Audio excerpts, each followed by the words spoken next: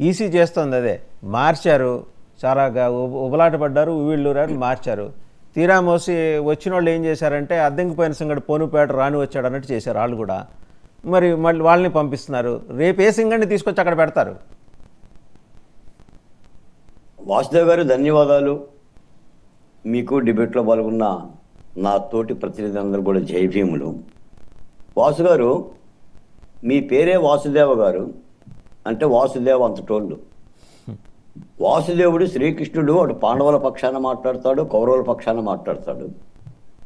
అంతిమంగా పాండవుల పక్షాన విజయం చేకూర్చి పక్కన ఉంటాడు. నేను ఈ సందర్భం ఒక మాట చెప్తున్నా. శేఖర్ రెడ్డి గారు సవాల్ విసిరారు భారతీయ జనతా పార్టీ నాయకులకి. 14,000 కోట్ల రూపాయలు పడిపోతున్నాయి నిరూపిస్తాను, నేను అక్కడ రాజకీయాలు కూడా మాట్లాడను అనని. ఇదిగోండి, ఆసరా పథకం కింద 6,394 కోట్లు జనవరి 23వ తారీఖున బటన్ నొక్కారు. కళ్యాణ వస్తు షాదీ తోపా కింద 78.53 కోట్ల రూపాయలు ఫిబ్రవరి 28న బటన్ నొక్కాడు. విద్యా దీవెన కింద 708.68 కోట్లు మార్చి 1వ తారీఖున ముఖ్యమంత్రి గారు బటన్ నొక్కారు.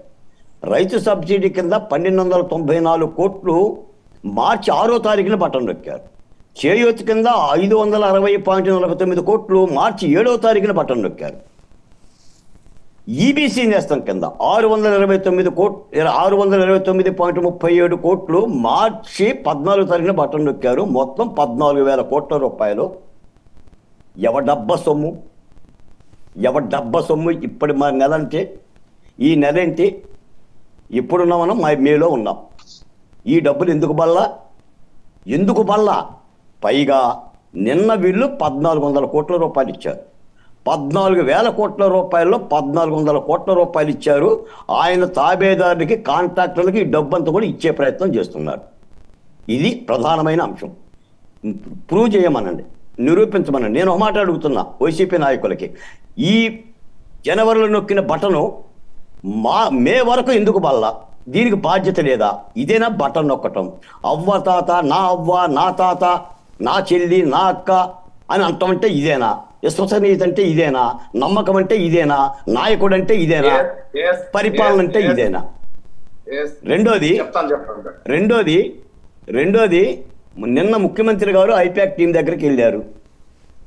151+ వస్తుంది అన్నాడు, 22+ వస్తుంది అన్నాడు. అసలు ఐపాక్ అంటే ఏంటి? ఐపాక్ని ఎందుకు పెట్టారు? వైసీపీకి ఎన్ని రావాలి అనే సీట్లు ముఖ్యమంత్రి గారు చెప్తారా? ఐపాక్ చెప్పిద్దా? ఐపాక్ ఉంది అందుకే కదా, దోషపెట్టింది దానికి అదే కదా, డబ్బులు ఇచ్చింది అందుకే కదా. 175 అన్నావు, వేకుజామున కోత కూసావు. 175 అని 151+ అని చెప్పి అన్నావు. ఈ రోజున మీరు లండన్ వెళ్ళిపోయారు, పరిపాలన గాలికి వదిలేశారు. ఒంట్లో జ్వరం తగ్గితే పదార్థం నోట్లు వేసుకుంటే ఆ పదార్థం రుచి తెలుస్తుంది. రాజకీయ జ్వరం పెట్టుకొని నిన్న పులవర్తి నాన్నగారి పరిస్థితి ఏంటి?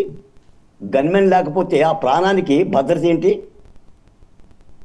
జేసీ దివాకర్ రెడ్డి గారి పరిస్థితి ఏంటి? పల్నాడు పరిస్థితి ఏంటి? మాచర్ల పరిస్థితి ఏంటి? వినుకొండ పరిస్థితి ఏంటి? తిరుపతి పరిస్థితి ఏంటి? తాడిపత్రి పరిస్థితి ఏంటి? నరమేధం జరుగుతుంది. నరమేధం జరుగుతుంటే ఏం చేయాలి ముఖ్యమంత్రి? సమీక్షించుకోవాలి కదా. ఎన్నికల కమిషన్ బాధ్యతలు చూస్తుంది. కానీ సాధారణ పరిపాలన ఒకటి ఏడు చచ్చింది కదా. మీరు మంత్రులే కదా, మీకు పదవులు ఉన్నాయి కదా, స్థానిక సంస్థల పదవులు ఉన్నాయి కదా, పరిపాలన వదిలేస్తారా? అంటే ఎన్నికల కమిషన్ శటకోపం పెడతారా? మీరు కర్రలు తీసుకొని, బారులు తీసుకొని. వాసుగా నేను చెప్తున్నాను, సమ్మెట్లు పట్టుకొని తిరుగుతున్నారు. సుత్తులు కూడా కాదు, సమ్మెట. నేను చెప్తున్నాను, ఆంధ్రప్రదేశ్లో కాస్త రాజకీయాలు తగ్గించుకోండి. ఆంధ్రప్రదేశ్లో 356 అధికరణ ప్రకారంగా రాష్ట్రంలో రాష్ట్రపతి పరిపాలన పెట్టాలి. గవర్నర్ గారు సిఫారసు చేయాలి. ఈ 20 రోజులైనా రాష్ట్రపతి పరిపాలన కావాలి. రేపు ఎన్నికల రిజల్ట్స్ వచ్చిన తర్వాత మళ్ళీ ఇదే మోక ఒక నయీం గాంగులాగా తెగబడితే ప్రాణాలు పోతాయి. 5 ఏళ్ళు అరిచాం, పేకలు కోశారు. జమలయ్య పేక కోశారా? శిరోముండనాలు చేశారా? హౌస్ అరెస్టులు చేశారా? దాడులు చేశారా? బడితలు తీసుకొని అత్యాచారాలు చేశారా? మా డ్రైవర్ సుబ్రహ్మణ్యాన్ని చంపారా? డాక్టర్ సుధాకర్ని చంపారా? ఎంతమందిని చంపినా కూడా మేము ఎప్పుడో చెప్పాం, కేంద్ర ప్రభుత్వం జోక్యం చేసుకోవాలి, కేంద్ర ప్రభుత్వం జోక్యం చేసుకోవాలి. ఎన్నికల కమిషన్ ఏం చేస్తుంది సార్? చేస్తే బదిలీ చేస్తుంది, సస్పెండ్ చేస్తుంది, కేసులు కడుతుందా? ఒక ఎస్పీని అరెస్ట్ చేసిందా? ఆ ఎస్పీ ఏం చేశాడు? తాడిపత్రిలో జేసీ దివాకర్ రెడ్డి మీద దాడి చేశాడు. తెల్లవారుజామున నిద్రపోతున్న వాళ్ళని కొట్టాడు. జాతి భద్రతలు ఉండయా?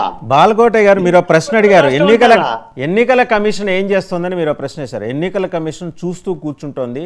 4వ తారీఖు దాకా అదే పని చేస్తుంది. 4వ తారీఖు తర్వాత చేతులు దులుపుకొని ఎవరు ఆఫీసులకు వాళ్ళు మళ్ళీ వాళ్ళ డ్రెస్ మార్చుకుని వెళ్ళిపోతారు, అంతే. మరి పరిపాలన ఏం కావాలి? ఎన్నికల కమిషన్ సమాధానం ఎవరు చెప్తారు?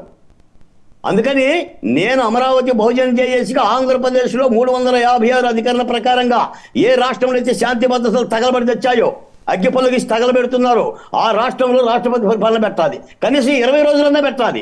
ఈ రోజున ఆంధ్రప్రదేశ్లో ముఖ్యమంత్రి గారు కూడా లేరు, చెప్పేవాళ్ళు లేడు, ఎవడు ఎటు ఎక్కడ చేస్తాడో తెలియదు.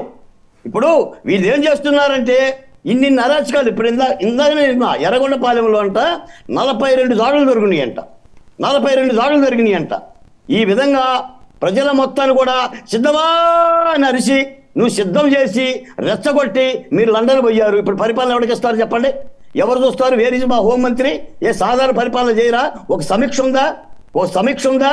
కనీసం నాయకుల్ని, కార్యకర్తల్ని ఎవరు పాయచిత్తపడతారు? రేపు పొద్దున 4-5 ప్రాణాలు పోతే రేపు పొద్దున మీరు సంపరణ గ్యారెంటీ ఏంటి?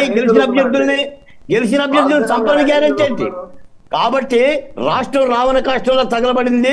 కేంద్ర ప్రభుత్వం జోక్యం చేసుకోవాలి. ఎన్నికల కమిషన్ సస్పెండ్ చేస్తే, బదిలీ చేస్తే పరిష్కారాలు కావు. కేసులు పెట్టాలి. పోలీసు అధికారుల మీద, విధులు నిర్వహించిన అధికారుల మీద కేసులు పెట్టగలిగితేనే ఒక పరిష్కారం లభిస్తుంది.